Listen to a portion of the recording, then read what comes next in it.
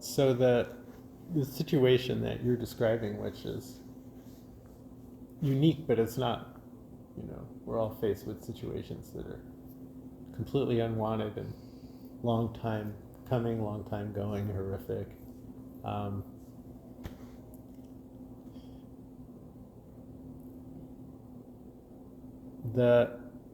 We have to separate pain from suffering.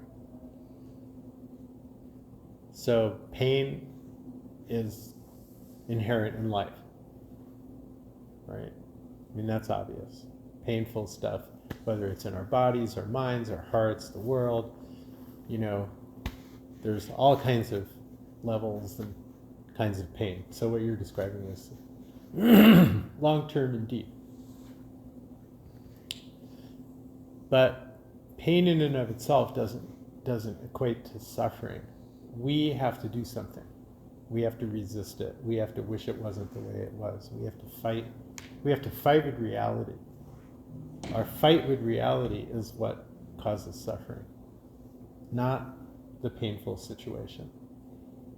And as long as we don't see that or agree to that we're causing our own suffering, even though the world is causing our pain. You might be causing your own pain, but probably not. But the life is causing our pain. Even if it's our bodies causing our own pain, it's still life. It's causing our pain. But we, and only our reaction to pain is what causes suffering. And as long as you're fighting with what is, as long as you're arguing with reality, you're mad at reality, you're refusing to accept reality because it's not right and it's not fair and it shouldn't be, then you're going to suffer. And so rather than seeing it as an imposition, because it is an imposition from the pain point of view, right? Mm-hmm. It's totally unfair. You shouldn't have to deal with it from a pain point of view.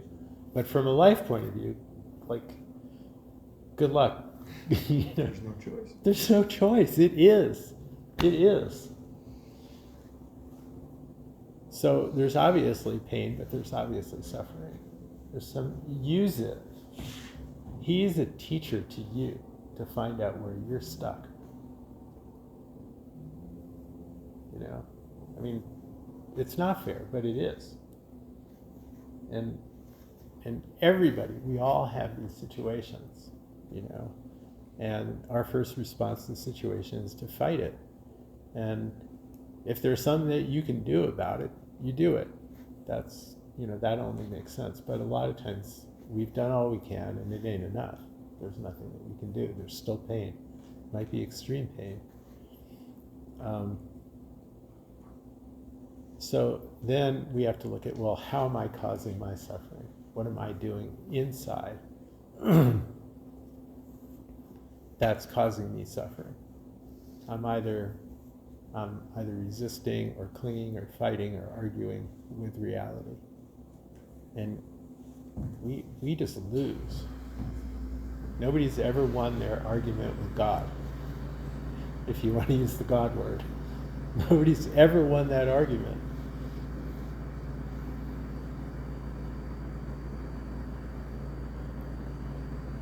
So unfair, unhelpful, painful as the situation is, it becomes our teacher. We have to accept it. We have to say, okay, humble ourselves to the situation. And just let ourselves feel it. Let ourselves accept it. Let ourselves be with it. Not trying to solve it. Not because solving it beyond the realm of what you actually can do. You've done what you can do. We all do what we can do. And then it doesn't work out.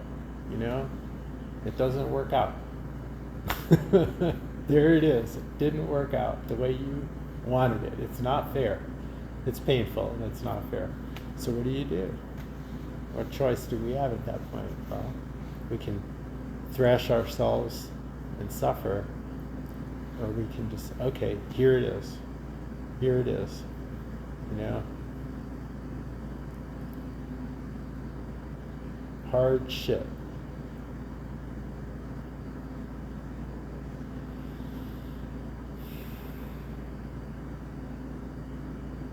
And at the bottom of it, underneath it, whatever it is love. If you haven't found the love in it, then you're still in the suffering. You haven't gone through it. Because at the bottom of all of it is love.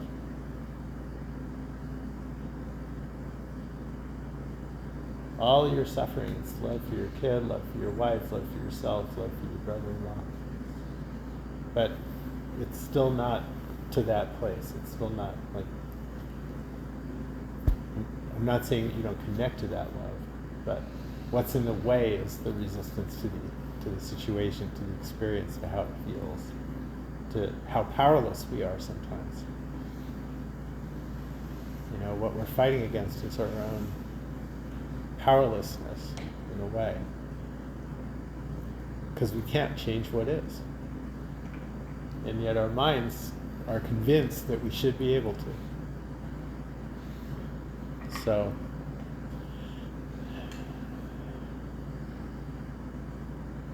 what is the love aspect work with like physical pain? Is it more like love for yourself then? yeah. It's like living and honoring the body and wanting pain to go away. And then we do what we can to deal with that because that only makes sense.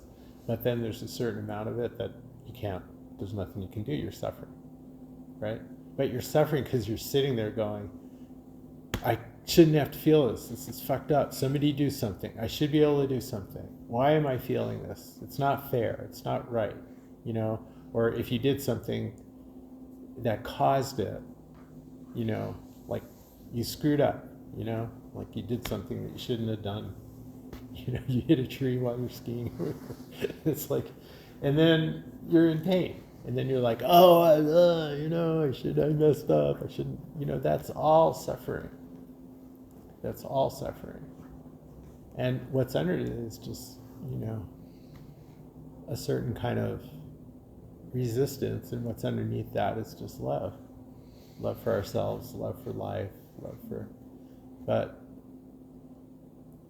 our minds are just, our ego minds are just so convinced that we should be able to change things that we absolutely cannot change. And that's suffering.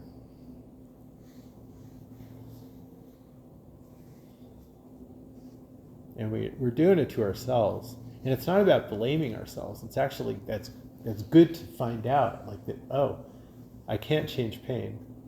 That's not good news, even though we try really hard. But I'm the cause of my suffering. In other words, pain is inevitable, but suffering is not inevitable. I'm doing it. That means that I could stop doing it. And if I could stop doing it, then I wouldn't suffer. And that should sound like the Four Noble Truths, because it is. That's Buddhism 101, right? There's pain in life. There's suffering. We cause our suffering by clinging, by wanting things to be different than they are.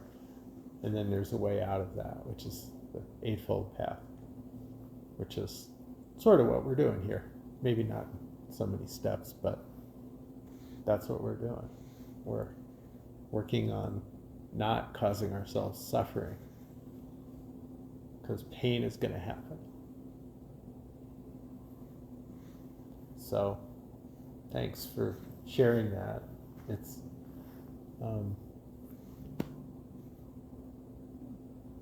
it is.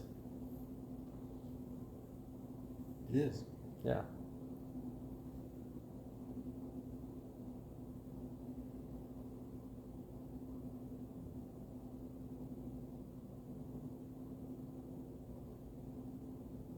So a lot of, and this is not unrelated, but Taylor, but many of you talked about, direct path, and what does that have to do with intense emotions or anxiety, or how do I work with it using that, which is a good question. So the simple answer to the question is, well, you don't have to. So you can do feeling, seeing, hearing, if that's working for you. You can give yourself metta. If the feeling, seeing, hearing isn't working, you can give yourself metta. And yes, there is a direct path directly applies. What we have to do is investigate. So when you say, I'm feeling anxious, okay, then from a Vipassana or mindfulness point of view, what part of that sentence that we're really focused on is not the I am, it's the anxious, right? So we focus on anxiety, we focus on the sensations, focus on the images, and the thoughts around anxiety, and we try to bring clarity and concentration and equanimity to that. And as most of you, if not all of you, have learned and can practice, that tends to change things. Things tend to start flowing and moving and changing. So we're focusing on the experience, on the sensation, on the sensory experience. But from the point of view of direct path, the I am anxious is a false statement. That's not a true statement. Because I am simply, that's the only part of the statement that's true. I am. Now, I am experiencing anxiety in my mind and my body, but I am not anxious. I am not happy. I am not sad. I am not anxious. I am not tall. I am not short. I am not anything. I just am. Everything else that follows that isn't true. It's conditional. So if you can go into I am, and then within I am, there's self and world, there's mind and body, there's anxiety, but there's also the noise of the refrigerator and the feeling of gravity. There's a whole lot of stuff happening. And within that whole realm of experience, there's anxiety. But I am is completely unaffected by anxiety. Just like if the movie playing is the anxiety movie, the screen is simply the screen. It's a white screen. There's no vestige of the movie on the screen. You can see the movie, you can hear the movie, but the screen is just a white screen. And when the movie turns off, it's proof there's nothing left except the white screen, right? So where the I am is the screen. So if we can drop all resistance and all reaction to anxiety or fear or whatever else it is, pain, and just become very clear that I am awareness or consciousness, that's arising in consciousness, but consciousness itself is unaffected by it.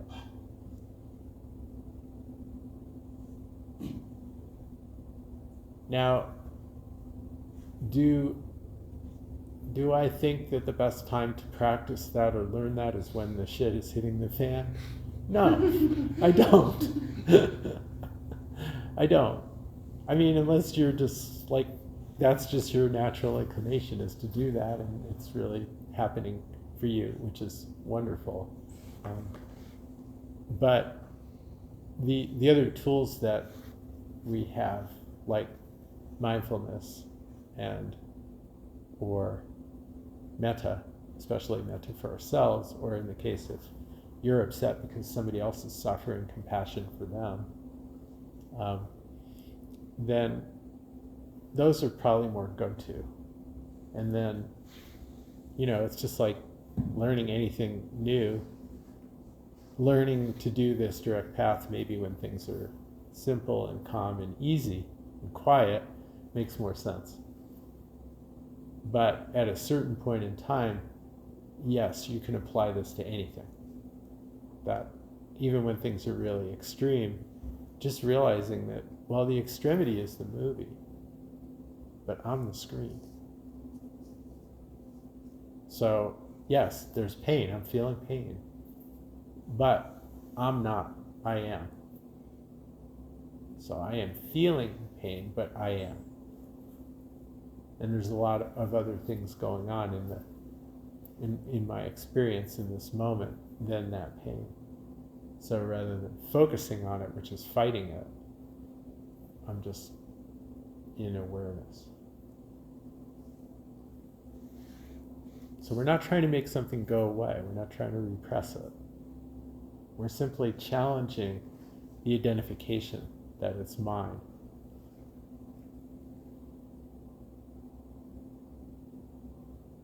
But it's much easier to play with that with neutral experience than it is with difficult or even pleasant experience, because the whole Tantra path is playing with pleasant experience and kind of dropping back into awareness with very pleasant experience.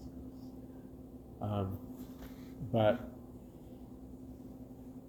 so I think that answers not only your question, but the way that other people were also bringing it up.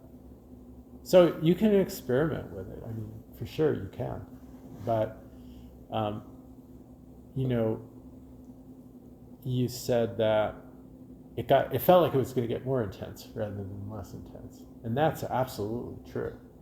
Because if you give it total freedom and total permission, the first thing that's going to happen is it's going to flare up, right?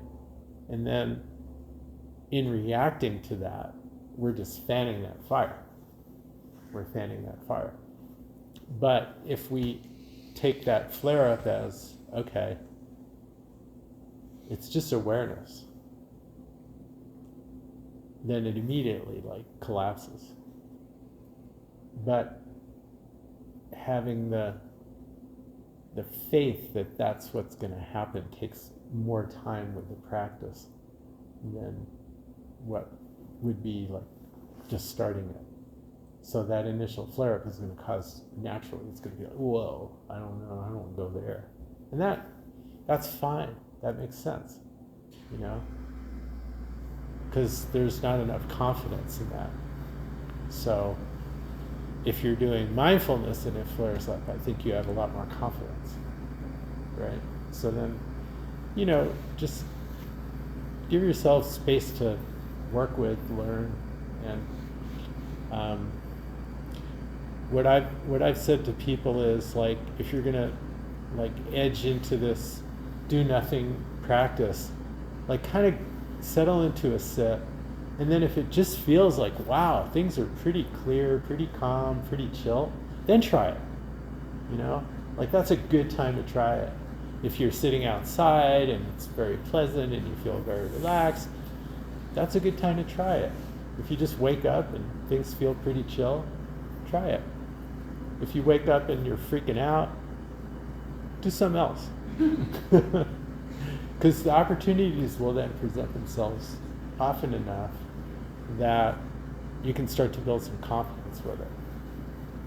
And that's how I would approach it, rather than putting yourself on behind the 8 ball and saying, I have to do this, I have to learn it, oh, we learned it this, I have to do it,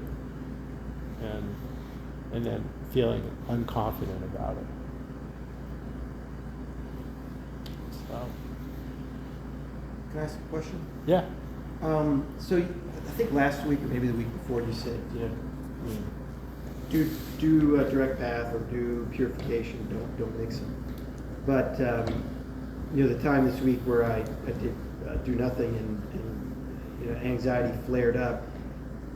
There was this momentum to just go into mindfulness, purification, or flip from a direct path to like choiceless awareness. It was like this draw to do it, and I did resist it, but mainly out of curiosity. But it would have felt more natural to say, okay, well, I'm going to put the direct path down and I'm going to do mindfulness purification. But then I know, I didn't do it this time, but I know previously I would go back, like that would pass, and I would go back and say, okay, I'm going to do direct path again. And then maybe that cycle would happen a time or two and sit. But that's kind of not, that's what you said not to do. So it felt natural and it felt okay, but why not do that? Or is that okay? Well,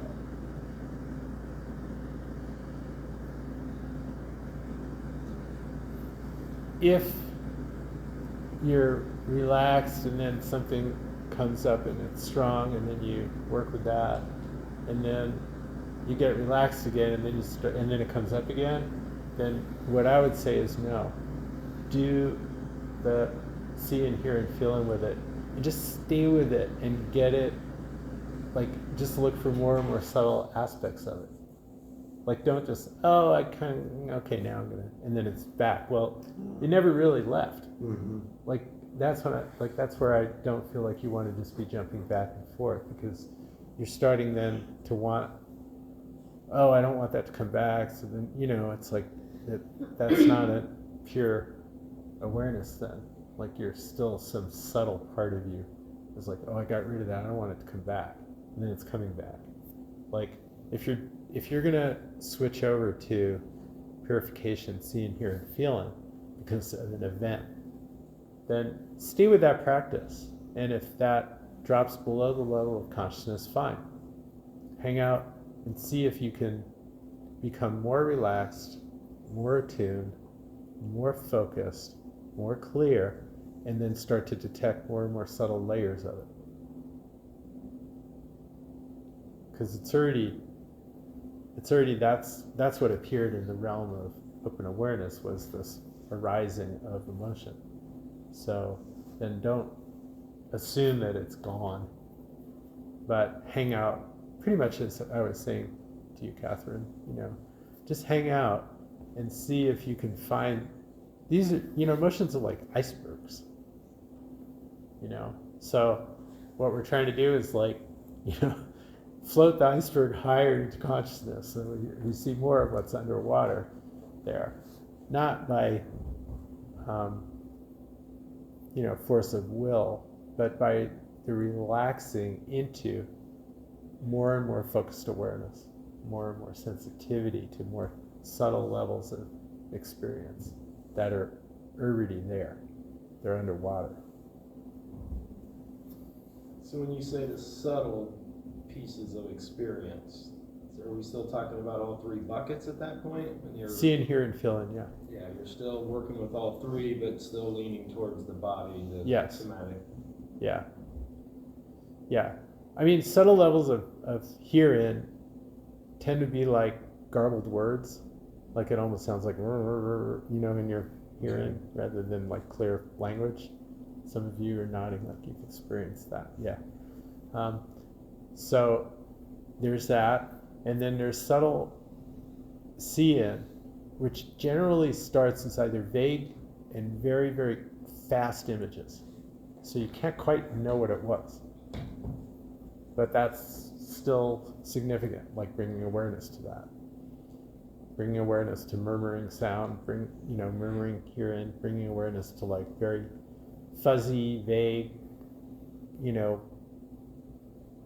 quick images, and then subtle feel in, which may not be like, oh, I can identify that as an emotion, but there's something. So you're just hanging with that. You don't have to grasp it. You don't have to be able to write a book report about it. It doesn't need to be clear, but just having that experience is significant.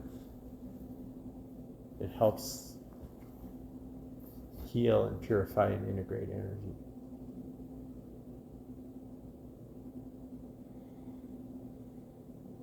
It does get garbled.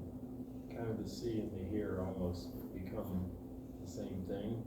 That can happen It too. is very vague, Mm-hmm. but the bodily felt sense is still pretty present. But I think what I hear you saying is that's like, stick with that. Yeah, stick with all of it, because bringing mindful awareness to it, even if our intellectual mind can't make any sense out of it, on that energetic level, it's significant.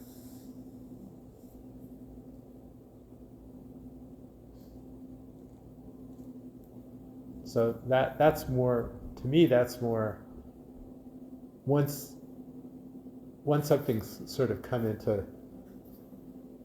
like disrupted our open awareness kind of practice or awareness practice, and you weren't able to just maintain, okay, it's just arising in awareness and I'm just hanging out, but it felt like it was really demanding attention and energy and kind of a mindful approach, then I wouldn't go back to open awareness at that point. I would just kind of stay with what's underneath the water here. And you don't have to conjure it. You don't have to get uptight about, oh, I can't find it. I can't. No, you just hang. And if there's more, it'll come. And it's only relaxation that helps us get to the deeper levels. It's not grasping or striving for it. Don't get into grasping or striving for it. It's more relaxing.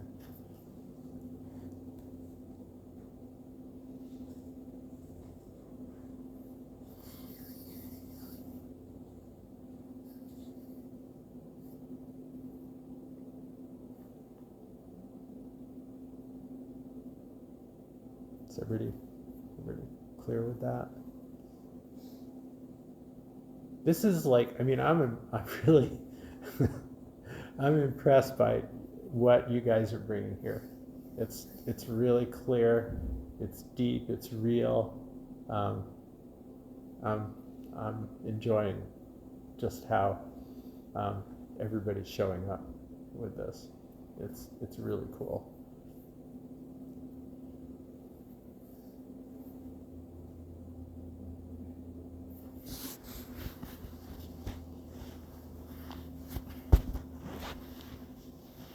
Okay, so we're gonna have a lot of time left, but that's cool. If we do this right, there is no time and there is no space.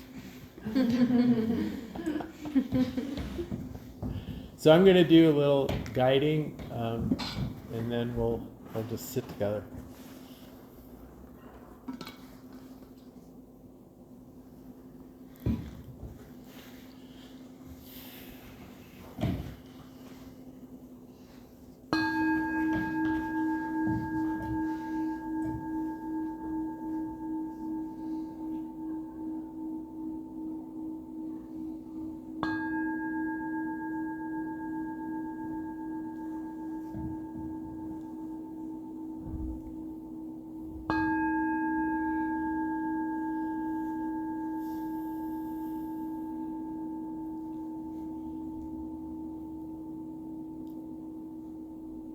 So just take a deep breath or two and settle into your posture.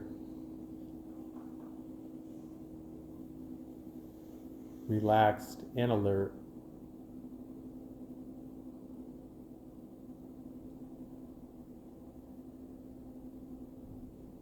And just let everything be exactly how it is.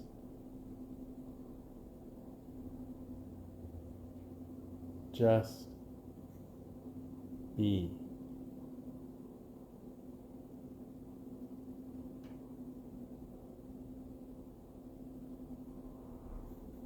Notice, know that you're aware.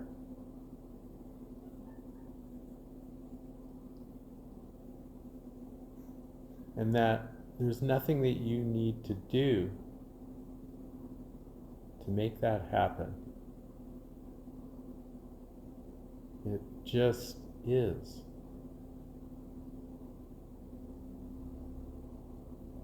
Or you just are.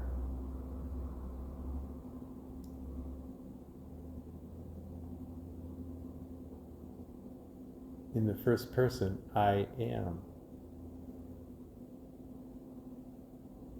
Just be in I am.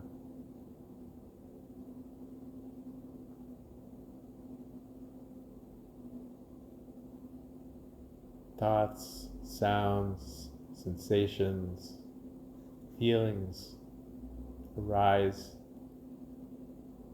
We don't need to do anything to them or about them. Nothing is a problem to be solved.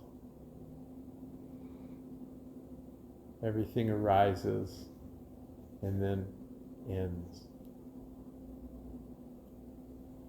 all by itself.